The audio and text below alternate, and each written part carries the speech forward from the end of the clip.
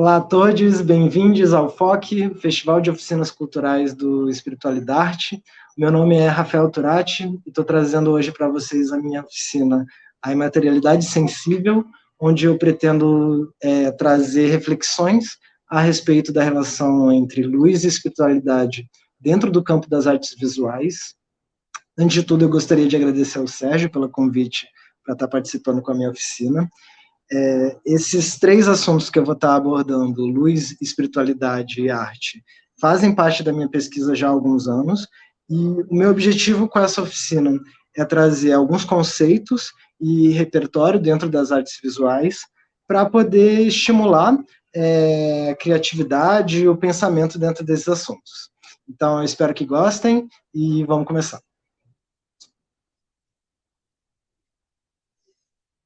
Então, gente, começar me apresentando, como eu falei, me chamo Rafael Turati, eu sou formado em comunicação social pela FRJ, com habilitação em rádio e TV.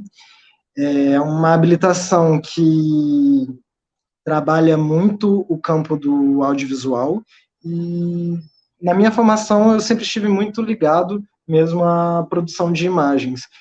Participei do núcleo de fotografia como monitor iniciante científico. E na faculdade também tive a oportunidade de cursar a matéria de iluminação cênica, que foi se tornar o meu principal instrumento de pesquisa e meu instrumento de trabalho. Então, passando aqui. Há 8 anos eu trabalho como iluminador cênico e, com isso, eu participei de diversos espetáculos em teatro, dança, shows, audiovisual e exposições, sempre tendo como responsabilidade os aspectos técnicos e criativos da luz. Além disso, há 3 anos atrás, eu fui chamado para compor o corpo docente de um projeto cultural em Maricá, que se chama Projeto Cultura de Direitos. É um projeto que começou como uma escola de cinema, e esse projeto ele tinha como objetivo fazer uma introdução dos alunos ao mundo do audiovisual. Há 3 anos eu fui chamado para fazer parte do corpo docente desse projeto social que se chama Cultura de Direitos. Ele é um projeto social que começou com uma escola de cinema gratuita em Maricá e tinha como objetivo inicial fazer uma introdução dos alunos ao mundo do audiovisual através de 7 matérias, onde eu era responsável pela matéria de iluminação para vídeo. Esse projeto ele é uma associação entre a Casa de Cultura da Baixada Fluminense e a Secretaria de Direitos Humanos, Participação Popular e Direitos da Mulher de Maricá, e continuo sendo instrutor dentro desse projeto, mas por causa da pandemia a gente teve que fazer alguns ajustes, tanto no nosso conteúdo quanto do nosso trabalho. A gente está gravando videoaulas que estão sendo disponibilizadas dentro de uma plataforma do próprio projeto. Inclusive, eu convido todo mundo a procurar a Cultura de Direitos no Instagram, onde tem uma outra aula lá minha, onde eu introduzo a nova aula que a gente organizou, que é a turma de Fotografia e Direitos Humanos. Bem, então, além de iluminador e instrutor, eu também sou um artista visual.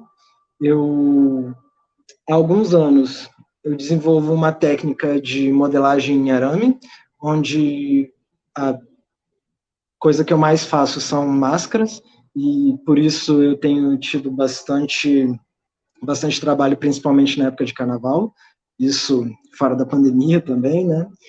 E essa técnica, além de me proporcionar um outro modo de trabalho, também me proporcionou um instrumento de vazão criativa e de transmissão das experiências e dos símbolos que eu vivia, principalmente dentro do campo do simbolismo místico.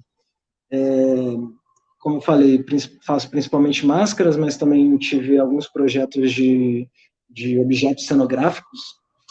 E essas 3 são as minhas principais fontes de trabalho. Além disso, coloco aqui, eu me considero um macumbeiro, e para isso eu trago uma definição do Luiz Antônio Simas, que é um historiador carioca que fala muito sobre o Rio de Janeiro, sobre os conhecimentos desenvolvidos dentro das religiões de matriz africana e como eles afetam a nossa cultura carioca. E a definição dele do termo é definição de caráter brincante e político que subverte os sentidos preconceituosos atribuídos de todos os lados ao termo repudiado e admite as impurezas, as contradições e rasuras como fundantes de uma maneira encantada de se encarar e ler o mundo no alargamento das gramáticas. Coloquei essa citação, que está no livro Fogo no Mato, de Luiz Antônio Simas, para colocar também de onde eu parto para falar a respeito de espiritualidade. Eu acredito que esse termo macumbeiro, ele trabalha mesmo com os preconceitos que as religiões de matriz africana sofrem, o racismo religioso que elas sofrem, mas também evidencia a importância do posicionamento político de identidade dentro dessas religiões. Objetivamente, eu passo pela minha iniciação dentro de um terreiro de Umbanda, que se chama Templo do Vale do Sol e da Lua, e é daí que, nesse espaço, onde eu desenvolvo tanto o meu olhar a respeito da espiritualidade, quanto o meu olhar a respeito da minha vontade e do meu lugar no mundo, que são duas das coisas que eu acredito que a espiritualidade proporcionam também. Além disso tudo, no ano passado, eu ingressei no programa de pós-graduação em artes visuais da UFRJ, dentro da linha de pesquisa de poéticas interdisciplinares. Então, dentro desse programa, eu estou desenvolvendo a pesquisa, o espaço midiático imersivo, onde eu faço um estudo a respeito dos usos da iluminação dentro do campo das artes visuais. Então, toda essa contextualização eu fiz para colocar de onde eu estou tirando as informações e os posicionamentos que eu devo trazer durante essa oficina. Eu espero que vocês gostem, espero que fique claro. Então vamos nessa. Primeiramente, eu vou estar querendo conceitualizar cada um desses três assuntos, falar um pouquinho como eu entendo e o que eu já pesquisei a respeito deles, começando pela luz. A luz, como eu falei, é meu principal instrumento de trabalho e pesquisa, então é onde eu pretendo dar uma aprofundada para trazer mais esse caráter da oficina, tanto na profundidade de entendimento a respeito desse elemento, quanto dos usos possíveis, trazendo também a minha experiência como professor que está focado em falar da luz como um instrumento na formação de imagem. Então vamos lá. Eu separei a luz, primeiramente, em três categorias. Primeiro, pensar a luz como um elemento. E nisso eu estou desenvolvendo a ideia do que é a luz, qual é a natureza, qual é a substância da luz. E eu acho muito importante ressaltar que até hoje a gente só tem teorias a respeito disso. E o estudo do desenvolvimento dessas teorias, como a gente chegou até elas, ele é muito importante porque esse sempre foi um estudo determinado pelo nosso entendimento da realidade, pela nossa capacidade de entender os fenômenos naturais que determinavam a nossa realidade. Então, começo falando sobre o conhecimento da luz desenvolvido na antiguidade, mais especificamente na Grécia Antiga, e falar de uma lenda grega que é atribuída ao filósofo Empédocles, que fala sobre o dom da visão, como o dom da visão nos foi concedido por Afrodite, a deusa da beleza. E que, para isso, ela pegou todos os elementos primordiais do universo, em especial o fogo primordial, e protegeu esse fogo dentro dos nossos olhos como faz uma lanterna, como uma lanterna protege o fogo. E é interessante ter isso em vista, porque isso demonstra como o entendimento a respeito da luz, e mais principalmente da nossa percepção da luz, seria um fenômeno que aconteceria de dentro para fora. Seria uma luz que sairia de dentro de nós e que, portanto, seria capaz de perceber as coisas dessa forma. Tem também a fala de Platão a respeito da luz, que diz que as mensagens do mundo exterior seriam transmitidas quando a luz interna encontraria com a luz externa. E é interessante porque a gente vai ver essa repetição de uma mistura da ideia do que é a luz e o que é percepção, mesmo nas tradições africanas, que a gente vem entender aqui no Brasil. O termo Oju é usado para se referir à luz, aos olhos, à face, e isso evidencia como a luz ela não era entendida na antiguidade como uma coisa, ela era entendida como a nossa própria capacidade de percebê-la. Então a gente tem alguns passos importantes no desenvolvimento a respeito da luz. Ainda na Grécia Antiga, a gente tem o filósofo Euclides, que vai desenvolver a tradição da luz geométrica, na qual ele aplicava os entendimentos geométricos de Pitágoras ao nosso campo de visão. Esse posicionamento, ele sobreviveu por mais de 1.500 anos e ele só foi ser desenvolvido para o próximo passo quando, durante a perseguição católica às escolas filosóficas da antiguidade, todos esses conhecimentos tiveram que sofrer uma migração para o Império Persa, mais especificamente para a escola de Jundichapo, onde o filósofo Ibn al-Haytham passou a defender que a luz seria a percepção de um fenômeno externo. Ele defende essa teoria através do experimento da câmara obscura, que é um experimento no qual, num cômodo, num espaço totalmente fechado, totalmente escuro, se faz um furo dentro de uma parede que daria para a área externa, onde a iluminação externa e as cenas do mundo estariam acontecendo, e se percebe que, através desse furo, uma imagem é projetada na parede oposta, uma imagem que, apesar de invertida, mostrava tudo o que se acontecia do outro lado.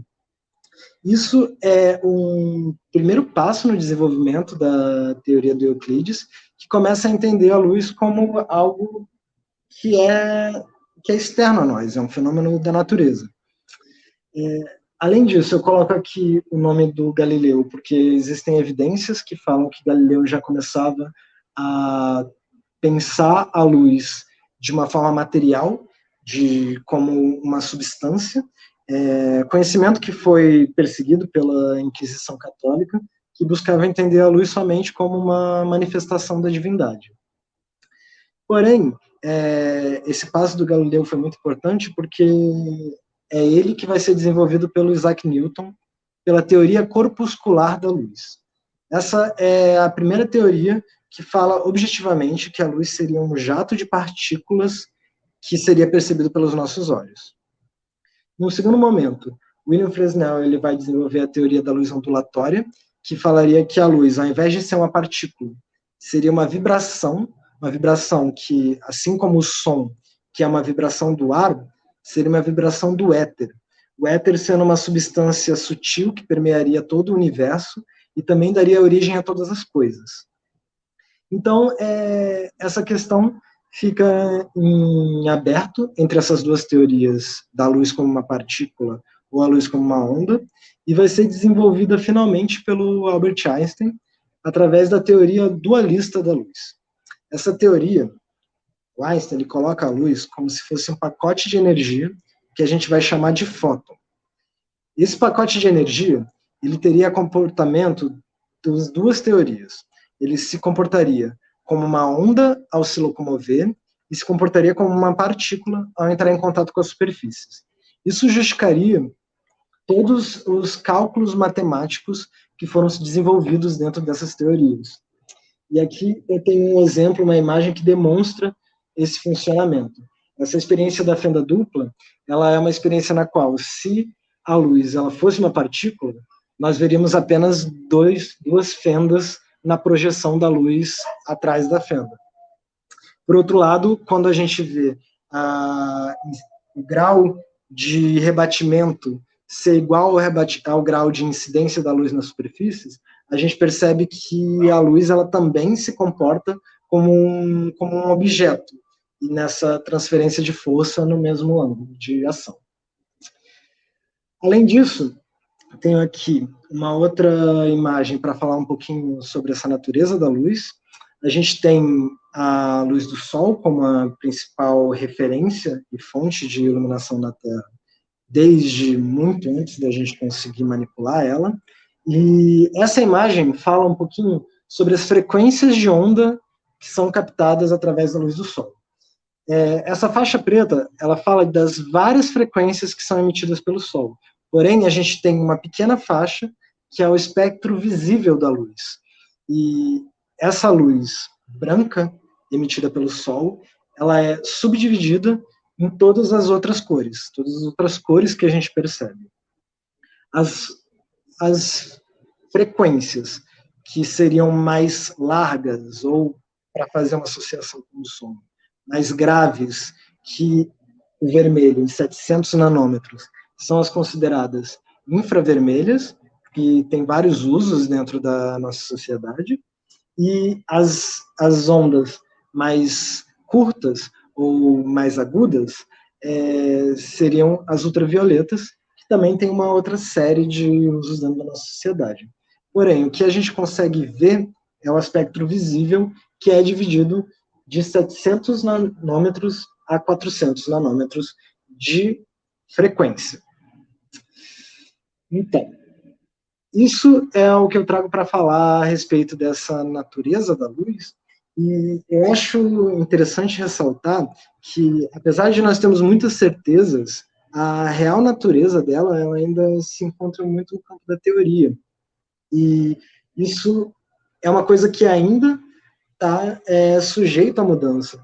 E eu acho interessante como isso evidencia o desenvolvimento do nosso entendimento a respeito da realidade e como isso também é transitório na medida que o progresso vai trazer mais entendimentos a respeito da natureza da luz.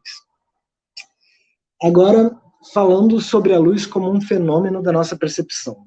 E, para isso, eu vou começar falando sobre o nosso órgão perceptor da luz, os olhos. Assim como eu falei do experimento da câmera obscura, onde a luz era projetada na parede oposta, passando por um pequeno furo na parede, a luz que rebate nos objetos e vem em direção aos nossos olhos, também é projetada no fundo dos nossos olhos, na região onde a gente chama da retina. A retina, ela tem milhões de células fotossensíveis, em especial células fotossensíveis concentradas numa região chamada fóvea. Essa concentração ela é responsável pelo fato da gente ter uma visão focada, e as células fotossensíveis espalhadas pelo resto da retina seriam responsáveis pela nossa visão periférica, que também é importantíssima na nossa percepção espacial e na nossa percepção emocional da atmosfera dos espaços. E aí, sobre essas células fotossensíveis, é importante colocar que existem dois tipos de células fotossensíveis. Primeiro, a gente tem os bastonetes, que percebem a intensidade luminosa, e, como eu disse, a gente possui milhões deles, e eu falo isso para ressaltar uma coisa que eu sempre falo com os meus alunos, que é, o nosso olho, ele tem uma capacidade de ajuste muito mais sofisticada do que a câmera fotográfica, de ajuste dessas diferenças de intensidade luminosa dentro de um espaço ou dentro de uma imagem. Por isso que quando a gente está num ambiente, num ambiente muito escuro, a gente com o tempo começa a ser capaz de perceber as coisas. O nosso olho ele tem essa capacidade de adaptação que acontece quase que imediatamente. Já a câmera, a gente precisa fazer ajustes nela para tentar reproduzir a experiência visual que a gente tem de uma maneira mais fiel, quando esse é o nosso objetivo. Porém, nessa diferença de intensidades luminosas que a gente percebe todas as coisas. A gente é totalmente dependente da diferença para a percepção. Eu acho que isso se aplica à nossa experiência visual, mas também se aplica aos nossos sentimentos, também se aplica à nossa sociedade. E essa diferença, dentro da construção de imagem, vai constituir o que a gente chama de contraste. Eu tenho aqui uma imagem de exemplo do que seria uma imagem de alto contraste. Como eu falei, diferença de intensidade luminosa. Nessa imagem, a gente tem coexistindo no mesmo plano regiões muito iluminadas e regiões pouco iluminadas. Com isso, a gente considera que essa é uma imagem de alto contraste em termos de intensidade luminosa.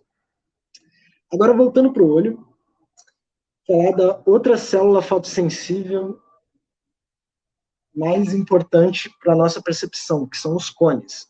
Existem 3 tipos de cones que vão perceber 3 cores principais: o verde, o vermelho e o azul.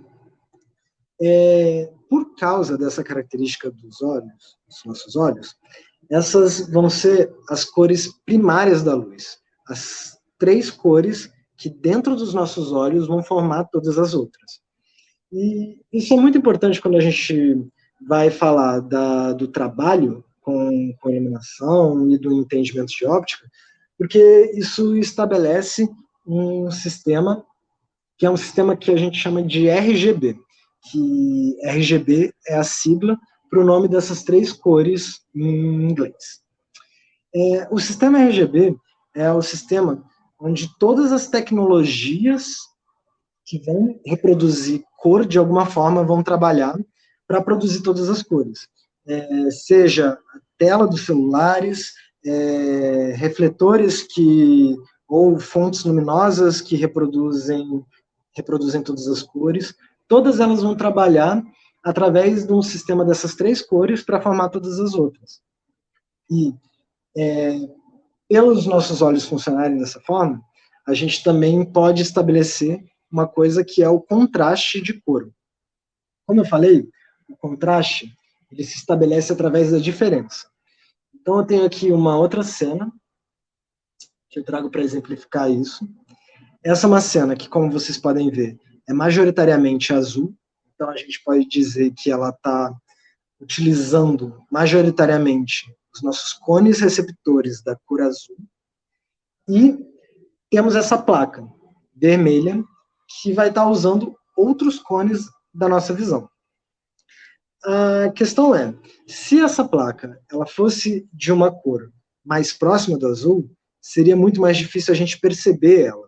E é aí que eu digo que o uso de contraste de cor ele pode ser muito importante para a gente perceber diferentes elementos dentro de uma mesma cena. E isso vai funcionar a partir do funcionamento dos cones dos nossos olhos. Então, voltando aqui para a imagem do RGB, como eu falei, as 3 cores primárias são vermelho, azul e verde, e a gente vai ter as cores secundárias da luz, que são a mistura de cada uma delas, sendo o magenta a mistura do vermelho e do azul, o ciano a mistura do verde e do azul, e o amarelo a mistura do vermelho e do verde. Agora, falando de contraste a respeito dessas cores, as cores que vão ter o contraste mais extremo vão ser aquelas cores que utilizam cones diferentes dos nossos olhos. Então, em uma cena majoritariamente azul, a cor amarela vai ser uma cor de grande contraste. Falando de baixo contraste, a gente falaria que o ciano e o magenta seriam cores de baixo contraste, porque o azul também compõe essas cores. Então, elementos dentro dessas cores, em uma cena majoritariamente azul, seriam mais difíceis de serem percebidos. E é isso, gente. Contraste se estabelece pelo modo como os nossos olhos funcionam e ele é importantíssimo para a nossa percepção. Agora, no segundo momento,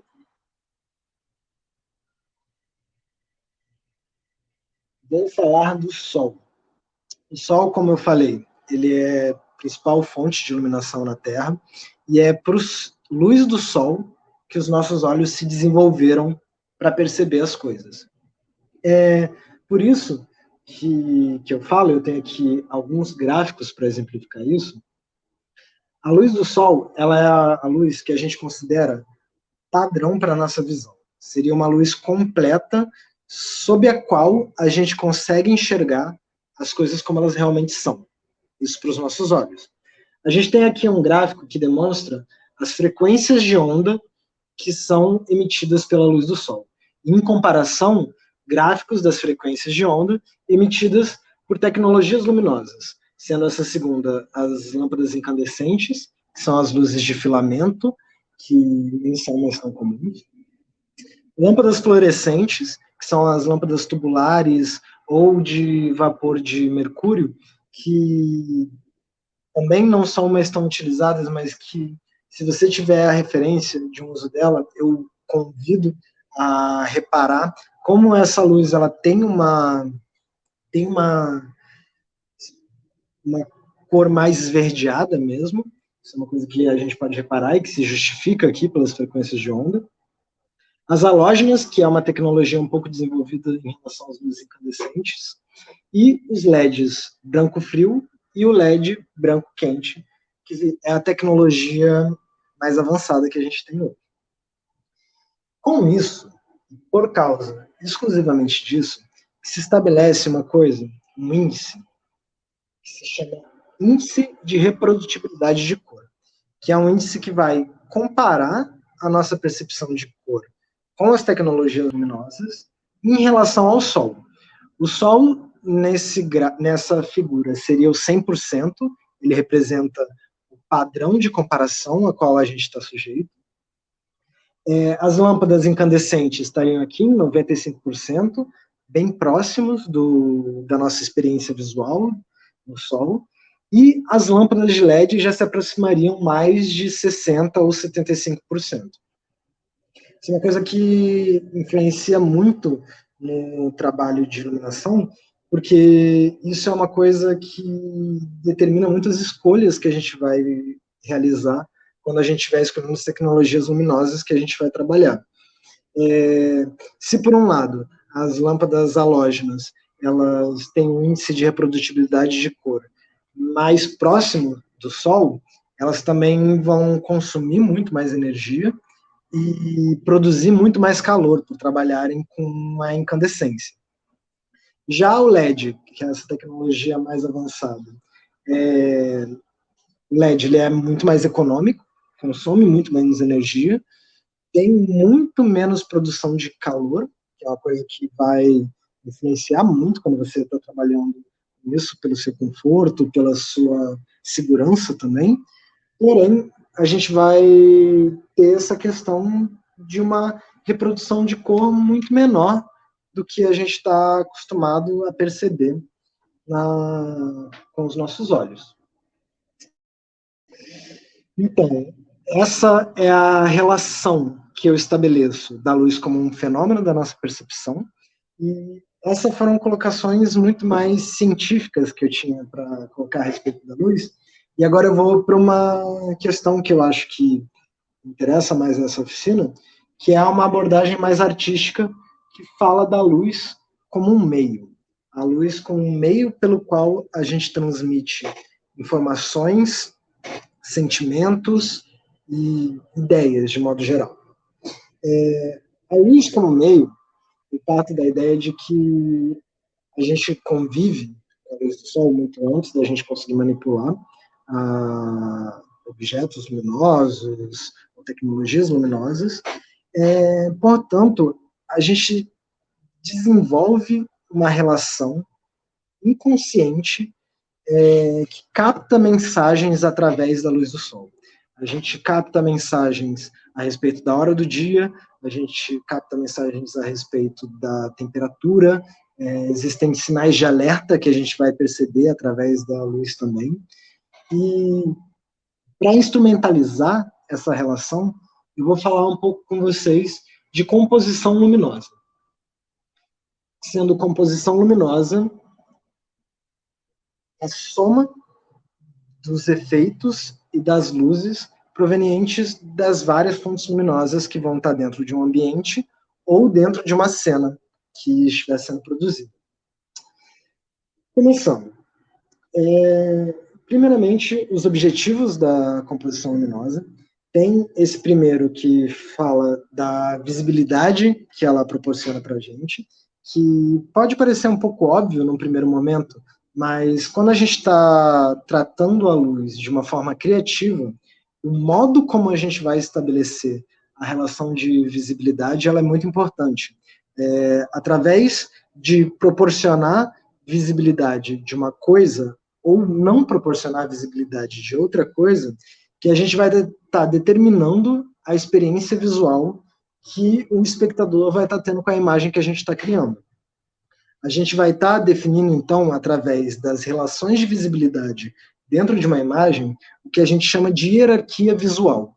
A hierarquia visual, ela se estabelece quando a gente tenta guiar o olhar do espectador do modo como a gente quer dentro de uma imagem. A gente quer que ele preste atenção em algum ponto.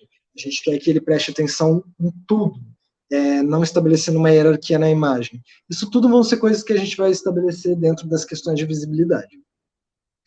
Segundo momento, percepção, segundo objetivo, no caso. Percepção espacial. A luz, ela é importantíssima dentro das questões de percepção espacial, através da iluminação dos limites de um espaço ou dos encontros dos limites, por exemplo, do chão e de uma parede, que a gente consegue transmitir a sensação de espacialidade dentro de uma cena. Isso é uma coisa que também vai ser operado criativamente através das prioridades dentro de uma imagem. Eu posso querer oferecer essa percepção espacial ou não, e essa percepção espacial ela também acontece muito na relação entre luz e sombra. A sombra ela é muito importante para proporcionar a nossa percepção de volume e textura dentro de um espaço. Um exemplo que eu sempre dou, vocês estão vendo que uma parte do meu rosto está menos iluminada que a outra, e que algumas sombras estão sendo projetadas no meu rosto. O fato dessas sombras estarem sendo projetadas afirma para vocês que o meu rosto ele possui um volume, que o meu nariz, por exemplo, é projetado em relação ao meu rosto, que possui uma tridimensionalidade, que eu não sou um objeto bidimensional. E é através do uso de luz e sombra que a gente desenvolve essa percepção do volume. Tem até um conhecimento popular que se relaciona com isso, que é o que dizem que camiseta preta emagrece a gente. E isso está totalmente ligado à relação de luz e sombra. Uma camiseta preta, ela vai diminuir a nossa percepção das sombras que evidenciam o formato do nosso corpo, dando essa sensação de achatamento e bidimensionalidade que muitas pessoas usam para transmitir, para enganar a respeito da percepção do formato do corpo. E aí, por fim, o último objetivo que eu quero trazer de uma composição luminosa é o da criação de uma atmosfera. E a atmosfera, com isso eu quero falar sobre todas as informações emocionais que um ambiente ou uma cena podem passar para a gente. Em relação a isso, eu acredito que é um fator muito mais subjetivo, muito mais cultural, e quando eu estou tratando isso com os meus alunos em sala, eu sempre peço para eles pensarem na festa mais divertida que eles já foram. Então, eu peço para eles pensarem como era a luz dessa festa na qual eles estavam. Eu sei que alguns alunos vão estar pensando em uma luz artificial, controlada, em um ambiente noturno. Outros alunos vão estar pensando numa luz natural, em um ambiente aberto durante o dia. Mas é importante que a gente consiga identificar os sentimentos que cada cena ou que cada experiência transmite para a gente, para entender como a luz vai influenciar na construção desse sentimento. E, em termos criativos, isso é um dos trabalhos mais importantes do iluminador cênico. Seguindo adiante, eu tenho aqui os 7 elementos qualitativos de uma composição luminosa. E para falar desses elementos, eu trago a teoria físico-visual do Light Design, que é uma teoria desenvolvida pelo Jan Eliade, que é fundador do Laboratório de Luz do Instituto Real de Tecnologia de Estocolmo, que desenvolveu essa teoria na qual ele diferencia os aspectos físicos da luz, que foram essas coisas científicas que eu falei, que falam sobre a natureza da luz e o comportamento dela na natureza, dos aspectos visuais, que falam tanto dos nossos olhos, do nosso corpo, quanto das relações culturais e geográficas que um indivíduo estabelece com a luz. Cultural pode ficar um pouco mais óbvio, mas eu acho importante ressaltar a questão geográfica, porque é através dessa relação que se estabelece como as pessoas vão perceber a luz do sol em determinada região. E eu acho interessante trazer à consciência o fato de que em regiões mais tropicais do planeta é muito mais comum que na arquitetura as luzes elas sejam colocadas no teto, e evidenciando como essas regiões têm uma relação muito mais perpendicular com a luz. Quando mais próximo dos polos, a construção da luz dentro da arquitetura prioriza a construção nas paredes, reproduzindo essa relação lateralizada com a luz. Mas voltando, dentro dos aspectos visuais da luz, a gente tem esses 7 elementos qualitativos, que é um instrumento de descrição de uma composição luminosa. Quais são as coisas que a gente consegue perceber e como elas estão se comportando dentro dessa composição? O primeiro deles é o brilho, que vai tratar da intensidade luminosa, o quão claro ou escuro a gente consegue perceber essa cena. A distribuição, que vai falar, essa distribuição se refere à distribuição das fontes luminosas, então ela vai falar se essas fontes elas estão distribuídas de um modo simétrico ou assimétrico, gerando mais ou menos contraste dentro de uma imagem no ambiente.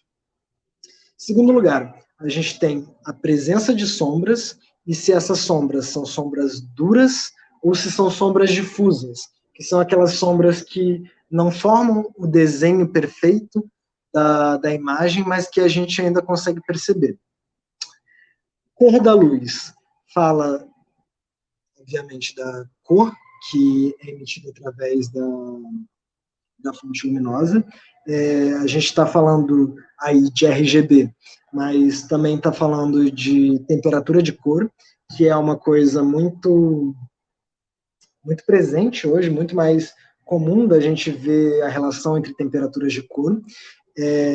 Exemplificando, a gente tem o LED branco frio e a gente tem o LED branco quente, ambos dando para a gente a experiência de todas as cores, mas distorcendo um pouco a nossa percepção das mesmas. Próximo elemento qualitativo que eu quero falar são as cores das superfícies. Isso vai influenciar a gente principalmente por causa do rebatimento da luz nessas superfícies. E para falar disso, eu preciso explicar que existem 2 tipos de rebatimento. O primeiro rebatimento é aquele rebatimento que acontece em superfícies brancas, que, como eu falei, que a cor branca e a luz branca tem em si a capacidade de produzir todas as outras cores, a gente vai entender que uma superfície branca ela vai rebater todas as cores. Então a gente vai chamar esse rebatimento de um rebatimento neutro. Agora, quando a gente tem uma superfície com cor, voltando para o exemplo que eu tinha dado anterior, o azul, a gente entende que a cor amarela vai estar sendo absorvida por essa parede e a cor azul somente vai estar sendo rebatida. Portanto, a gente está entendendo que nesse processo de rebatimento também acontece uma distorção da luz. Então, a gente vai ter a cor da superfície proporcionando um rebatimento neutro ou um rebatimento distorcido. A presença ou não de ofuscamento. Ofuscamento sendo quando a gente tem a incidência de uma luz muito intensa na nossa visão, ou na câmera fotográfica também. A câmera ela tem um efeito visual quando isso acontece que eu tenho que chamar a atenção, que é o flare, que é como se fosse um brilho na lente, que pode ser um recurso narrativo para ser usado, mas também pode ser um problema a ser resolvido. Mas é o tipo de coisa que é tão poético, dá um efeito estético apreciado, tanto que existe plugin para colocar isso na pós-produção de uma imagem, por exemplo, esse brilho da lente. O ofuscamento a gente vai entender como tolerável ou intolerável, entendendo que em algum nível a gente está sempre sendo ofuscado, porque é necessário que a luz chegue aos nossos olhos para que a gente consiga perceber as coisas, para que a gente consiga ver. Porém, a gente tolera esse ofuscamento. E, por fim, o último elemento dentro da teoria dos elementos qualitativos da composição luminosa é a reflexão, que também pode ser nítida ou difusa. Esse é o tipo de coisa que, no trabalho como iluminação, a gente tem que estar sempre atento, porque tanto pode ser um aliado para a gente, usar a reflexão como uma multiplicação de fontes luminosas, como pode ser um problema que vai evidenciar o aparato técnico ou evidenciar informações que não são aquelas que se quer dentro da formação da imagem.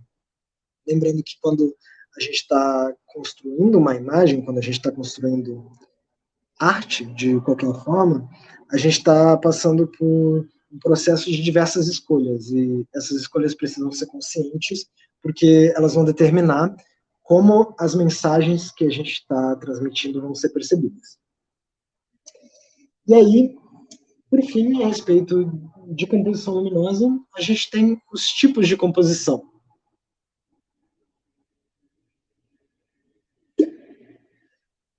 Os tipos de composição, e para isso eu tenho aqui algumas imagens para ajudar. O primeiro tipo de composição, do qual eu vou falar, é a composição pontual. Uma composição na qual só uma fonte luminosa evidencia o único objeto de interesse da imagem. Como vocês podem ver aqui nessa imagem, esse tipo de composição proporciona alto contraste, a gente pode perceber reflexão, a gente perde a noção espacial dentro dessa imagem, o que também pode ser uma escolha que evidencia que o único objeto de interesse é essa estátua. Essa é a composição pontual. Em seguida, a gente tem essa composição aqui, que é chamada de composição fundo-figura, no qual, além de evidenciar o nosso objeto de interesse, a figura, a gente contextualiza ele dentro do espaço que está, iluminando também o espaço, proporcionando, então, percepção espacial, contexto. Isso dentro do campo da arte é muito importante, a relação fundo-figura, que é o que se estabelece na relação entre o objeto de interesse e o espaço onde ele está. Isso é uma coisa que proporciona para a gente um entendimento mais expandido da cena que está se apresentando. Mais adiante, a gente tem essa composição, que é chamada de composição barroca, muito se referindo ao estilo de pintura no qual toda a cena é iluminada da mesma forma, com a mesma intensidade, acredito que tentando reproduzir um pouco a nossa experiência de visualidade, mas ainda de uma forma um pouco artificial, porque não demonstra as nuances e diferenças que a luz sofre dentro de cada ambiente. Por fim, a última composição luminosa seria a composição luminosa zonal, no qual cada uma das partes da imagem é iluminada de uma forma diferente, de modo que a gente consegue separar, perceber cada uma dessas partes, separar e perceber cada uma dessas partes de uma forma diferente, ainda assim estabelecendo uma hierarquia visual que vai funcionar principalmente através do modo como cada uma dessas fontes luminosas está iluminando a imagem. Como vocês podem ver nessa imagem, o contraste de cor no primeiro plano que ajuda a figura a ser destacada do fundo. Então a gente consegue perceber e priorizar a visualidade de cada um dos elementos dessa imagem. Aqui eu acredito que se cria uma hierarquia visual, informando quais são as informações mais importantes. Então, gente, a respeito de luz, é isso.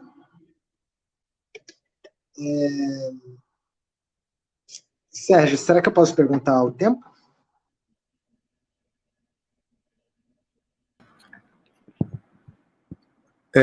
Como é que foi? Você perguntar o tempo, como assim? Se de tempo, se... Ah, não, fica à vontade, cara, tá tranquilo. Né? Então fica à vontade, conclui até onde você achar que é necessário, não tem essa preocupação não, tá? Você acha que tá fluindo de boa? Tá, pô, tá super interessante, cara, muito, muito bom mesmo. Tá? Valeu, obrigado. Vou continuar então. Beleza. Então, gente, essa é uma introdução à luz. Como eu falei, quis abordar a luz como um elemento, um fenômeno e um meio pelo qual a gente comunica as coisas. E agora eu vou querer conceitualizar um pouquinho as duas outras coisas que eu quero falar. Vamos conceitualizar primeiro espiritualidade. Então, gente, quando eu falo de espiritualidade, eu estou querendo fazer uma distinção, a princípio, entre o que eu entendo como espiritualidade e o que eu entendo como religião. Só um segundinho que dá uma travadinha aqui.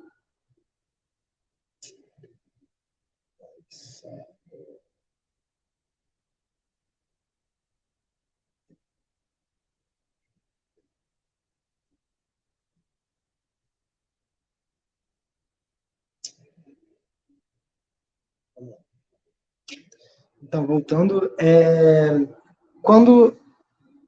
Nossa,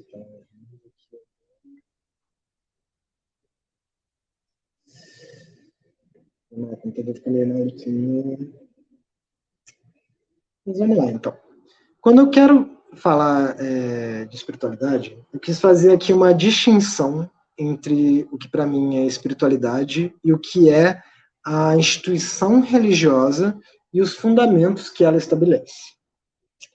Para mim, a espiritualidade ela é uma questão, uma pergunta inerente à humanidade, a respeito do que transcende a nossa percepção.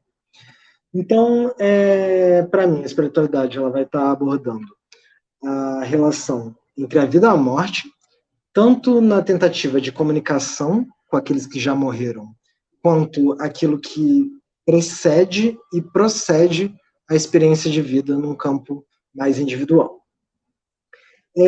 Com isso, essa pergunta a gente vê se desenvolver em todas as civilizações, em todas as sociedades ao redor do mundo, e a gente percebe isso através da tentativa de resposta, que para mim é como as religiões se fundamentam. E nessa questão entre morte e vida se desenvolve a ideia do espírito, que seria um corpo que faz parte da nossa composição, mas que supera a experiência da morte. Ele carregando as nossas consciências para... Desculpa, vou recomeçar.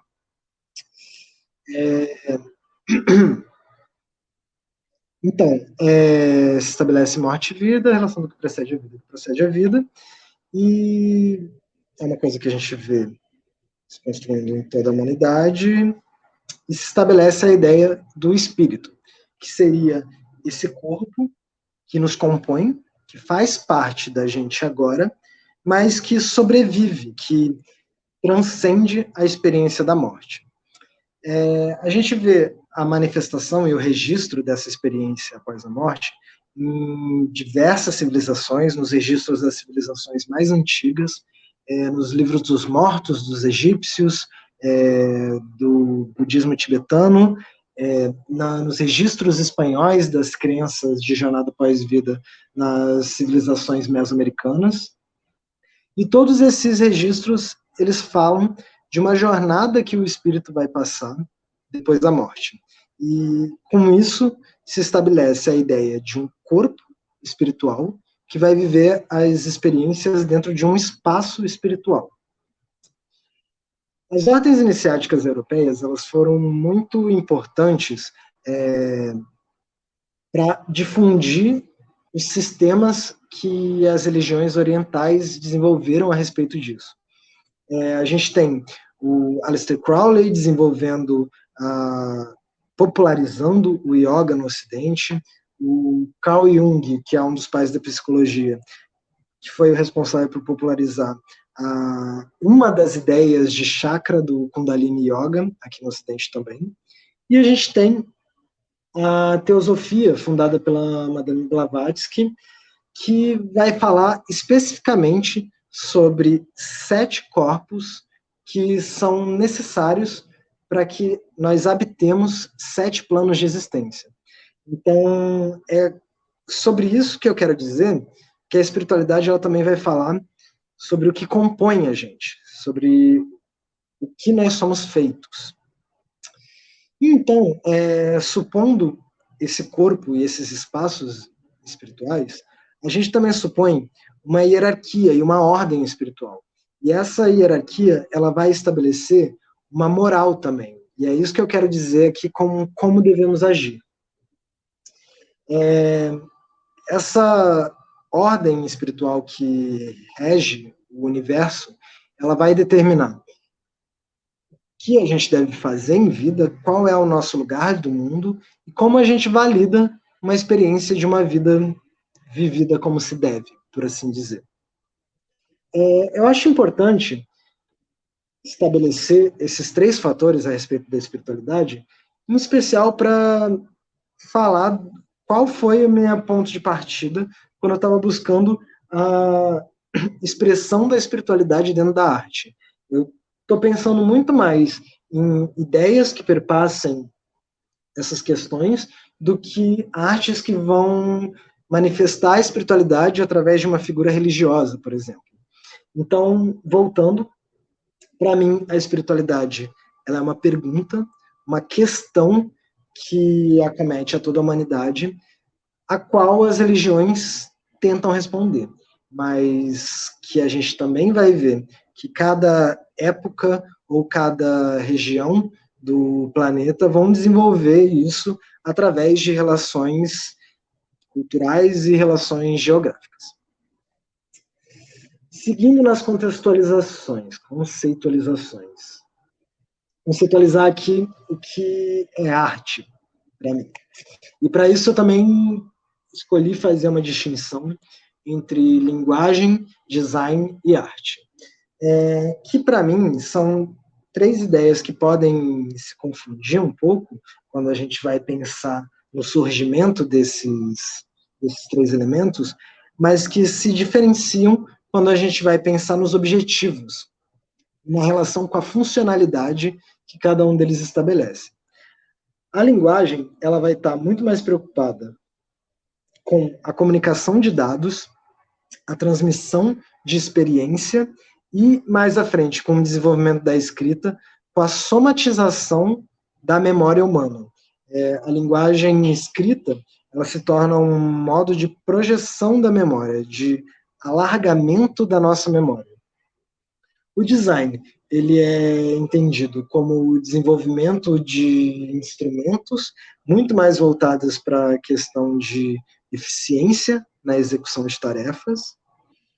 E a arte, ela se separa desses dois elementos nesse ponto. Ela não está ligada a uma funcionalidade e uma execução de trabalho no mundo. A arte ela vai falar muito mais sobre uma reflexão a respeito da vida, uma contemplação e uma transmissão da experiência e da emoção. E para mim, a arte ela se diferencia desses dois outros elementos através disso. Aqui eu tenho uma imagem da caverna de Lascaux, na França. Essas mãos que foram impressas na pedra, soprando pigmento, são manifestações que, se não me engano, têm mais de 17 mil anos de história, e na qual eu acho que, de alguma forma, se conectam com esses dois conceitos. Na experiência que transcende o tempo e a vida, e na transmissão da contemplação a respeito da vida, da identidade e da existência. Então, gente, essa foi a primeira parte da oficina, na qual eu queria conceitualizar essas três coisas, esse elemento natural com esses dois fatores inerentemente humanos. E para falar um pouquinho mais deles, coloco aqui nesse quadro, para mim, arte e espiritualidade eles estão condicionados e sujeitos ao tempo e ao espaço, como eu falei, na relação entre a história, as épocas e o desenvolvimento das ideias humanas a respeito da realidade, as regiões e as experiências inerentes a cada relevo ou fatores naturais disponíveis para cada região do planeta, e também ao acúmulo e aos rompimentos com cada um desses fatores.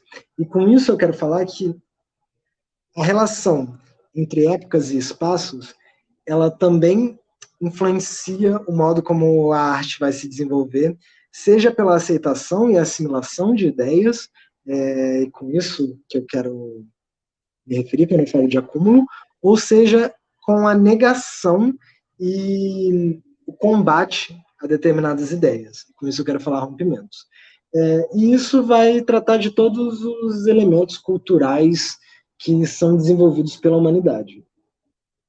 Mas agora vou falar um pouquinho de como esses três elementos, esses três assuntos se relacionam. Vou por aqui para o lado. Primeiramente, falar da luz dentro da espiritualidade, que é um dos pontos centrais dessa oficina que eu estou trazendo para vocês. Como eu acredito que eu já tenha falado em algum momento nessa oficina, o estudo de todos os fenômenos naturais, ele vai se dar, num primeiro momento, através de uma postura espiritualista na antiguidade. Todos os fenômenos naturais, eles vão ser entendidos como uma manifestação da divindade. Eu acho interessante ressaltar nesse momento que quando a gente está voltando para o pensamento a respeito da luz da antiguidade, é muito difícil você encontrar um Deus que vai falar especificamente a respeito da luz. Porque, como eu falei, o entendimento da luz como um elemento único ainda não existia. Então a gente vai ver muito mais deuses sendo associados a outros fenômenos luminosos, como eu coloquei aqui embaixo. O arco-íris sendo uma refração da luz que acontece na nossa atmosfera, as estrelas, o Sol e a Lua sendo esses corpos celestes, aos quais a gente tem visibilidade no céu. O reflexo do mar, o fogo, a visão, todos eles vão ter um Deus que vai estar se manifestando através deles. Mas é muito mais difícil a gente encontrar nessas religiões antigas um Deus que vai se manifestar especificamente através da luz. Isso até a filosofia judaico-cristã, na qual nós temos o Fiat Lux, que é o faça-se a luz, que é a primeira manifestação da divindade na criação do universo, por assim dizer. Eu acho isso uma coisa interessante de se colocar. Dentro das religiões de matriz africana, a gente tem esse conceito do orixá Funfun, que seria o orixá primordial, que deu origem também, orixá criador da nossa realidade, assim como todos os outros orixás. Funfun quer dizer que esse orixá veste branco. E eu acho muito interessante, porque eu acredito que essa ideia não parte do entendimento da divisão da luz branca em todas as outras cores, mas é uma coisa que se relaciona, e que eu acho poético evidenciar essa relação do branco como gerador das outras cores. Aqui a gente tem esse outro fator, a iluminação dentro da espiritualidade, sendo a iluminação entendida como a ascensão moral da humanidade, o desenvolvimento da humanidade em direção aos valores espirituais. E eu coloco essas duas cartas do tarô porque, para mim, elas representam muito essa relação de iluminação com a espiritualidade. Nós temos o Sol, que no tarô representa a verdade, a visão clara das coisas, a liberdade das enganações, a saída do labirinto. E nisso a gente vê aí uma expressão também dessa relação da nossa percepção sob a luz do Sol com o que se estabelece como verdade. Já a Lua, ela proporciona uma luz distorcida.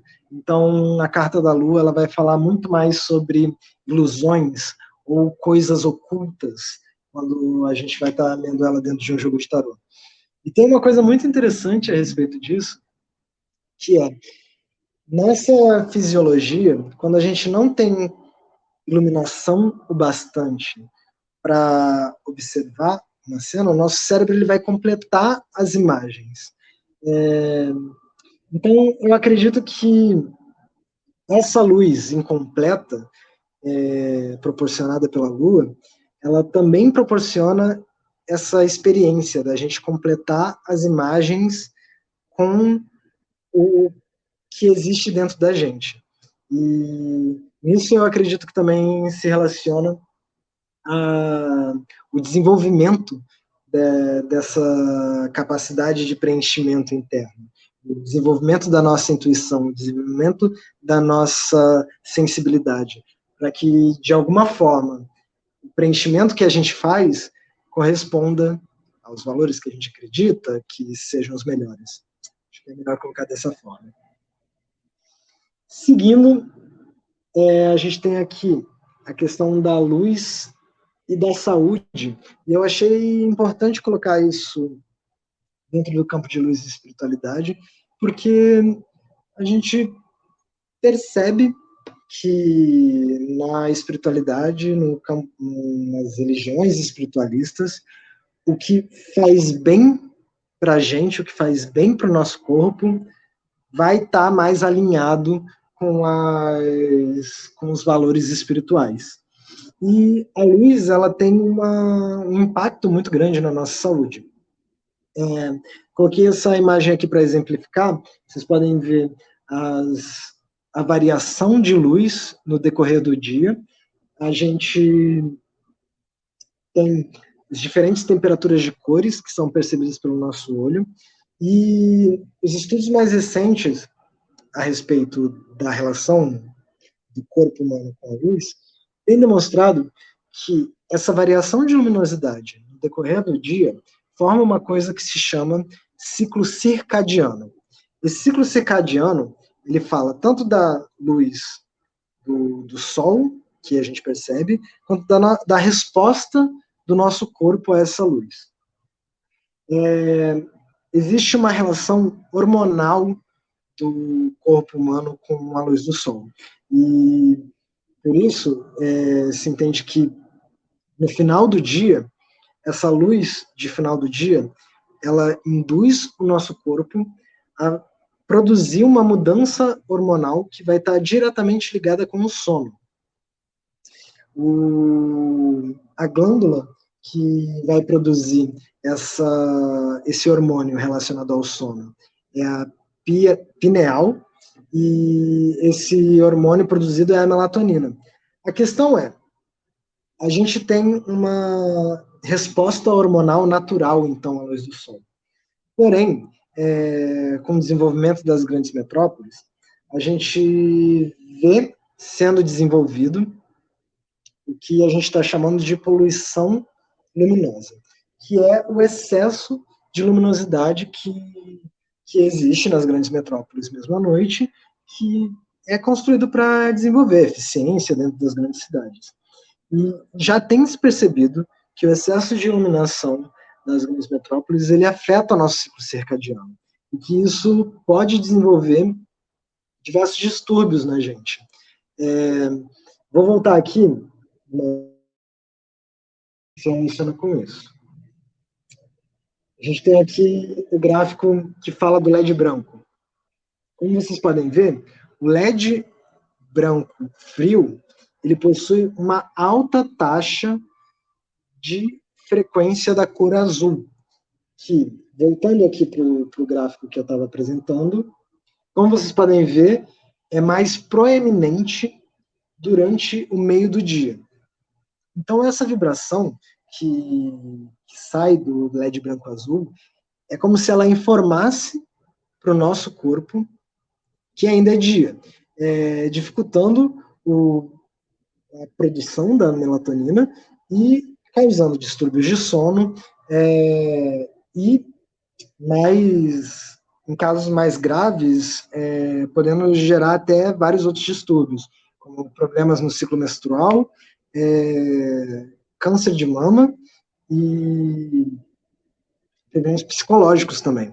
Então, eu acho que é importante trazer e compartilhar esse conhecimento também, porque ele fala do nosso desenvolvimento da saúde, recomenda-se, então, que à noite a gente evite ficar em contato com essa luz branca fria, porque isso vai afetar diretamente a nossa qualidade de vida. Eu acredito que isso se alinha também com valores espirituais. Uma coisa interessante, que a pineal ela é considerada por várias tradições como o terceiro olho, que seria capaz de conectar a gente com os planos espirituais, e se relaciona também com a produção de melatonina, com o nosso sono, que é a nossa experiência noturna dos sonhos, que também seria um lugar onde a gente entraria em contato com a realidade espiritual. Show! Então, agora, seguindo aqui para o outro lado, falar um pouquinho da expressão da luz na arte. E para isso eu vou falar de usos da iluminação dentro da arte. Primeiramente, o primeiro uso da luz dentro da arte vai ser o fator da luz simbólica. Para mim também é a principal expressão de espiritualidade, através da luz na arte clássica. A gente tem, durante o período clássico, a luz sendo entendida como uma manifestação da divindade, então sendo representada na arte como uma manifestação do sagrado.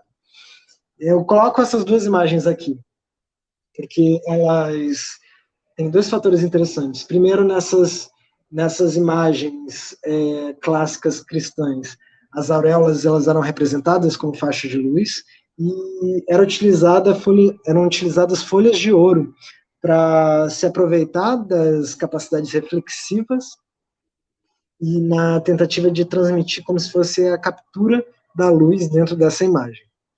A gente tem também, como exemplo, a utilização de vitrais dentro de ambientes religiosos para transmitir também a presença e as nuances da divindade através da luz na arte. E, por fim, eu tenho aqui essa pintura desse artista, Yang Sung Kim. Ele é um artista cristão que está evidenciando, eu acredito que é um ótimo exemplo da manifestação da luz como um simbolismo dentro da arte. Seguindo adiante, o segundo uso do entendimento de iluminação dentro da arte, como eu falei nos objetivos de uma composição luminosa, a transmissão da noção espacial, o desenvolvimento da arte também se utilizou da representação da iluminação para transmitir essas questões. Eu tenho aqui duas imagens, duas pinturas do Leonardo da Vinci, e Leonardo da Vinci ele desenvolveu uma técnica que é chamada de esfumato, no qual ele conseguia borrar certas qual é a palavra para isso? Perdi a palavra. Certos matizes de cor, certos tons, é isso. O esfumato, no qual ele conseguia borrar certos tons de cor para representar essa característica difusa da iluminação. E é uma coisa que a gente pode perceber muito mais no fundo das imagens, que é algo que transmite essa relação com um distanciamento da perspectiva. Esse desfocar do fundo também é uma manifestação de um entendimento a respeito da luz dentro de uma época e da representação disso dentro da arte. Terceira função da luz na arte é a dramaticidade, que, como eu falei, é a capacidade da luz de evidenciar e transmitir emoções. E para isso eu trago aqui um pintor que se chama Caravaggio, que desenvolveu essa técnica que é chamada de chiaroscuro, na qual ele conseguia, através da dureza da luz e do direcionamento, tanto estabelecer a hierarquia visual, como dar uma carga dramática para as cenas que ele representava. Isso a gente consegue entender como imagens de alto contraste, imagens que transmitiam intensidade através da representação da luz. Enfim, a gente tem aqui a luz como assunto. Eu coloquei pintura de dois pintores, o Vermeer e o Monet, e coloca a luz como um assunto, primeiro, no Vermeer. A partir do desenvolvimento do entendimento a respeito de luz, a gente começa a ver representações muito mais precisas dos fenômenos luminosos dentro da pintura. A gente consegue ver nessa primeira imagem uma representação muito mais realista da luz, tomando a luz como um assunto na imagem, a luz e a reação dela às diversas superfícies e substâncias dentro do quadro. Já no quadro do Monet, Monet é o precursor do movimento impressionista, a gente vê a tentativa de transmissão dos aspectos emocionais da luz dentro de uma cena. Ainda tomando a luz como o assunto da imagem, mas transmitindo muito mais as impressões que ela causa na nossa experiência, dentro de uma representação muito mais subjetiva, por assim dizer. E aqui foram os usos da iluminação dentro da arte clássica. Seguindo mais adiante, e já chegando um pouco mais ao fim da oficina, Vou falar, então, da representação da espiritualidade na arte. E, como eu disse, a espiritualidade, como um fenômeno desassociado da experiência religiosa em si, ela vai se dar na arte somente a partir do modernismo, quando, através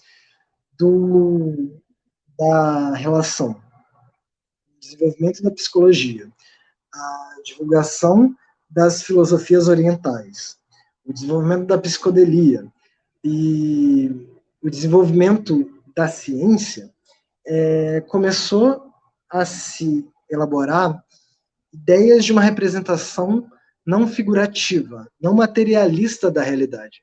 Isso vai se dar muito dentro da arte abstrata. Tem aqui uma citação do Paul Klee, que é o pintor desse quadro aqui mais à direita, no qual ele diz: havendo o domínio do campo formal, temos a garantia de poder criar coisas tão consistentes que conseguirão chegar a outras dimensões, fora do alcance da esfera de ação do consciente. Então é isso. Essa época a qual é atribuída a fala do Paul Klee, era uma época em que o entendimento a respeito da realidade estava começando a se desenvolver. Estava começando a se elaborar a ideia de que existia um mundo além da nossa percepção. E que a produção de imagens que quisessem representar esse mundo além da nossa percepção, seja um mundo espiritual, um mundo quântico, um mundo psíquico, ela se daria através do esvaziamento da forma na arte moderna, no caso. A gente tem aqui em cima um quadro do Kandinsky, que se chama Visão do Céu. O Kandinsky, ele é muito importante dentro do movimento modernista.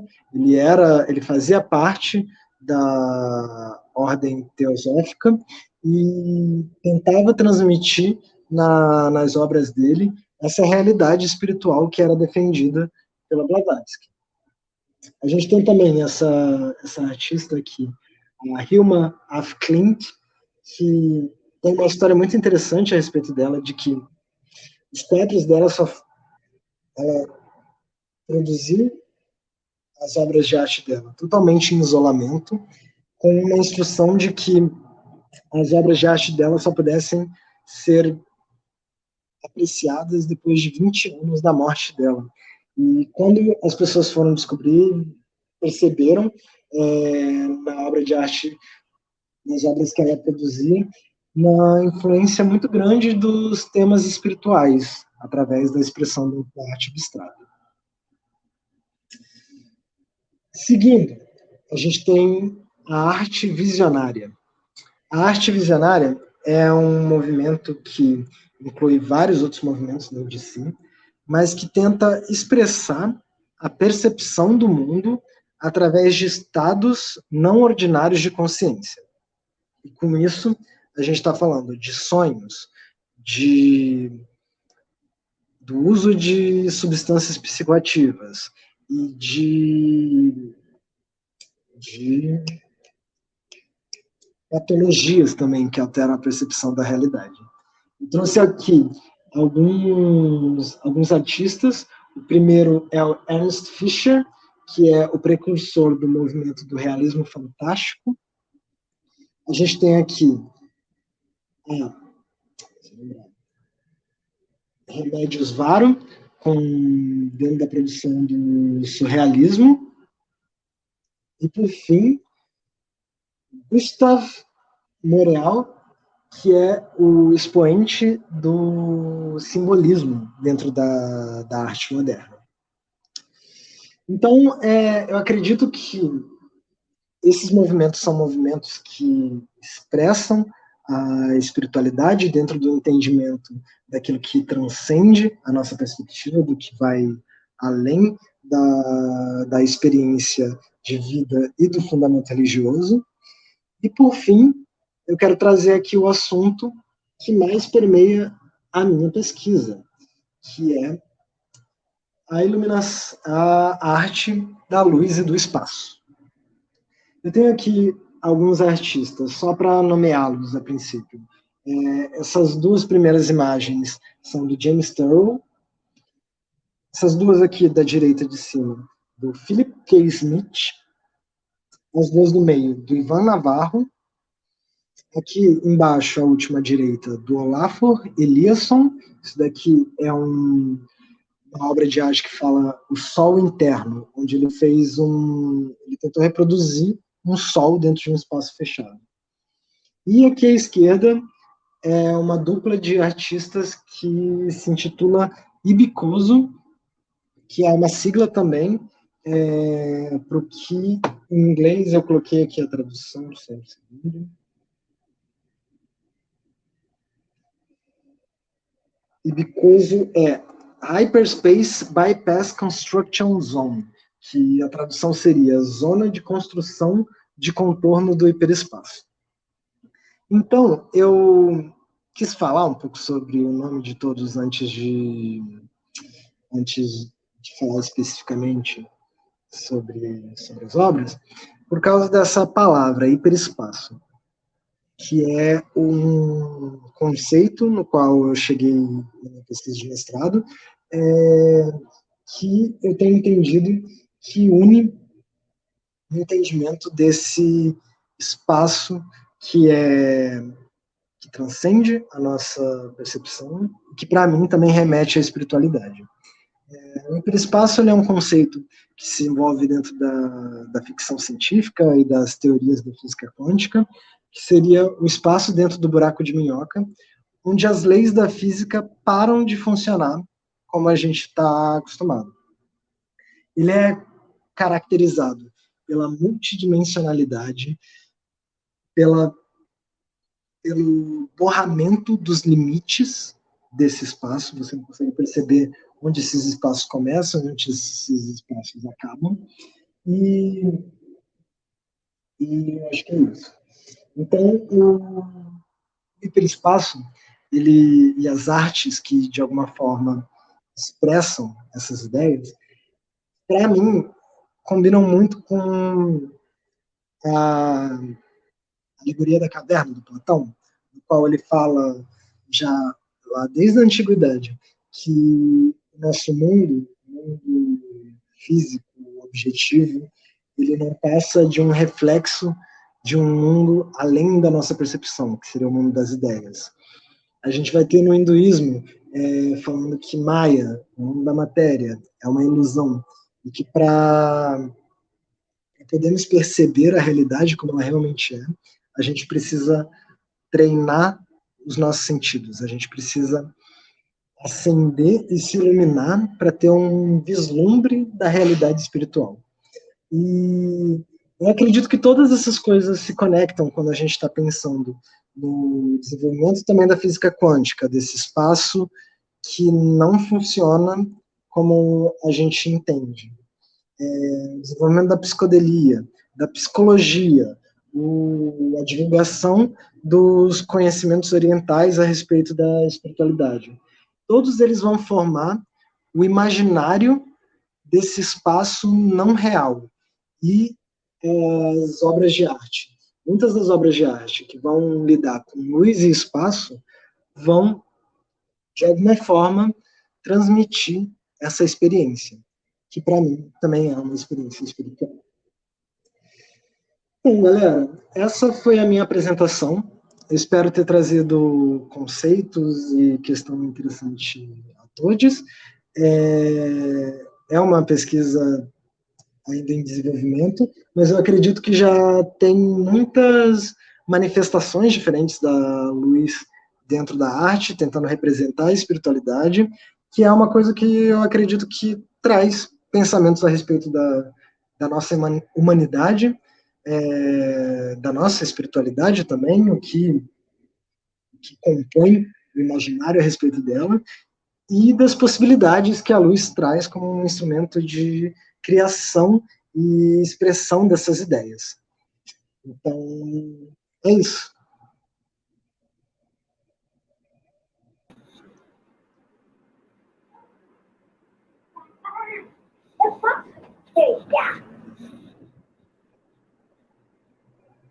Opa! Então, acho que você encerrou. Sim. Então, você pode... Deixa eu tirar da tela, então, a apresentação, e aí acho legal você fazer enfim, um fechamento mesmo, se despedindo na tela cheia. Pode ser? Que aí eu monto essa parte.